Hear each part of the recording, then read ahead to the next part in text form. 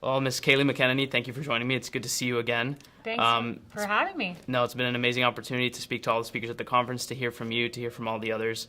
So to start off, I guess the first question I want to ask you to get your exclusive first reaction, because it happened yesterday, is the Republican Party and what they were able to achieve with tax reform. We heard all the stories in the media saying, oh, companies were just going to pocket the money and keep the money, but we've seen AT&T, Comcast, Wells Fargo, all these companies either announcing they're going to pump in money and invest into the economy, or that they're going to give Christmas bonuses. So can I get your reaction on that? Yeah, the liberal mainstream media has been aiding and abetting the Democratic Party and telling lies about the Republican tax cut plan. They said, as you point out, that businesses wouldn't invest in their employees. Well, that was false. We saw that yesterday. Within hours. Within hours. Like you mentioned the AT&T, within hours. People, giving Christmas bonuses because of tax cuts. And in February, another lie will be exposed, and that's the lie that taxes are going to go up because nearly every American is going to see their paycheck increase starting in February. It's exciting. Look at your paycheck. You'll have more money, and it's because of Donald Trump and Republicans. So going into next year, tax reform's out of the way, a huge accomplishment for the party. There are other things I'm sure the administration and Congress wants to tackle, whether it's health care, trying to do that again, immigration. But in terms from an RNC messaging perspective, what do you think is the message that has to be driven home to the public in terms of being successful in 2018? That we are on the side of the American people, that we're the party that's willing to take a bet on the American people. We're the party that believes if you keep more of your money, you'll grow, you'll prosper, you'll make this country the greatest on earth as it currently is. And, we're the party of safety. We're the party that wants to secure our borders, that wants to make sure that radical Islamic terrorism doesn't come to the United States. We're the party of safety, and we're the party that puts the American people first. So now I want to do a couple questions about your background, highlight some things that you talked about in your speech. So you went to Harvard Law School. Did you ever want to practice law? Did you practice law?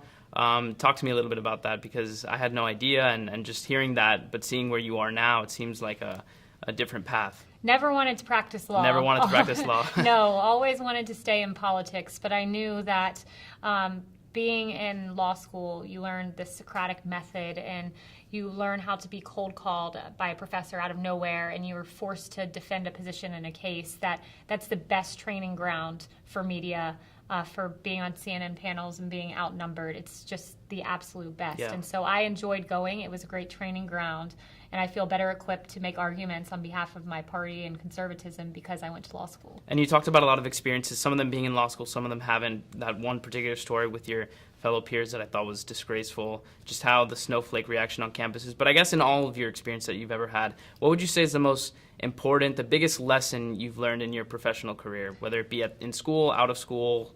The biggest lesson I've learned is if you stay true to who you are and you say what you believe in your heart, you'll never regret it. It often feels like, do I take the risk of speaking out? Do I take the risk of being ostracized by my peers if I give a conservative viewpoint in the classroom? Should I raise my hand? The answer is always yes. Don't be afraid to give your opinion and say what you believe in your heart, because you'll never be ashamed and you'll never regret saying what you believe. You may regret acting like a liberal to get good grades, which I don't blame you if you do, because there's a lot of pressure to do that. I certainly don't blame you if you do that. But you'll never regret standing up for what you believe in. That's great advice. And then last two questions. So talk to us a little bit about your book. You said it was sort of a tour of the American people and the country that you did throughout the election campaign. And then after you talked to us a little bit about that, I wanted to ask you, what's next for you? Is there anything in your career that you haven't done yet that you would like to do at some point in the future? That's a good question.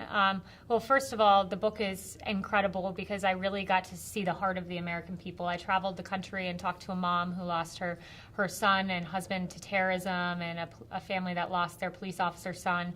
And just seeing the American spirit when government betrayed individuals, how they rose to the occasion and overcame horrific tragedy through faith in Jesus Christ. It was inspiring, and I think that that's what makes this country great, is men and women who are able to tackle the toughest things that can happen in life, and through faith overcome them, what are horrible situations. So, I encourage people to read it. It's a profile of the people. I do get into the president and what he did on election night with interviews with Ivanka Trump and Jared Kushner. It'll be on Amazon, all bookstores. Amazon, okay, all bookstores. You heard it. Amazon. You heard Search it anywhere. Yes. Buy the book.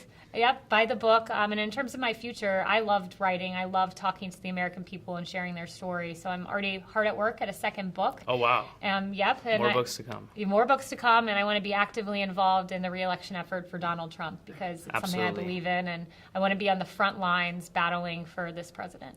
Well, thank you so much for your time today. It was Thank great speaking with you. Thank you. And you go to a great school. Thank you.